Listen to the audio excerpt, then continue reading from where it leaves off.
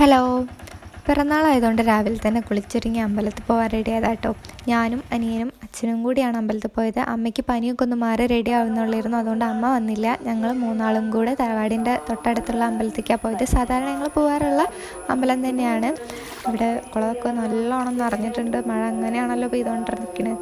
അപ്പോൾ അമ്പലത്തിൽ ആൾ നല്ല കുറവായിരുന്നു. കുട്ടികളുടെ ദിവസമായതുകൊണ്ട് ഞങ്ങൾ നേരെ ചെന്ന് വഴിപാട് കൗണ്ടറിൽ പോയിട്ട് വഴിപാടൊക്കെ റെസിപ്റ്റാക്കി നെയ്വിളക്കൊക്കെ കൊണ്ട് വെച്ചു. അതിന് ശേഷം തൊഴാൻ വേണ്ടിയിട്ട് ഫോൺ മാറ്റി വെച്ച് തൊഴുതിറങ്ങി പായസമൊക്കെ മേടിച്ച് പിന്നെ അച്ഛന് വേണ്ടിയിട്ട് കുറേ നേരം കാത്തുനിന്നു. ഞങ്ങൾ അവിടെ നാടായതുകൊണ്ട് അച്ഛൻ കുറേ നേരം അവിടെ എല്ലാവരുടെ അടുത്തും സംസാരിച്ച് അങ്ങനെ ഇരുന്നിട്ടാണ് വന്നത്. പിന്നെ വീട്ടിലെത്തിയപ്പോൾ അമ്മമ്മ എനിക്ക് 2 കടലമിഠായി മേടിച്ച് വെച്ചിട്ടുണ്ടായിരുന്നു. പിന്നെ ഉച്ചയായപ്പോൾ ഒരു കുഞ്ഞ് സദ്യ സെറ്റാക്കിയിട്ടുണ്ടായിരുന്നു. അതിലേക്ക് വെട്ടി അത് കഴിച്ചു. പിന്നെ അമ്മയും അച്ഛനും അനിയനും കൂടി അവന് ഒരു കോഴ്സിന് ചേർക്കാൻ വേണ്ടിയിട്ട് പോയി. പിന്നെ ട്രിച്ചിയിലോട്ടാണ് കേട്ടോ.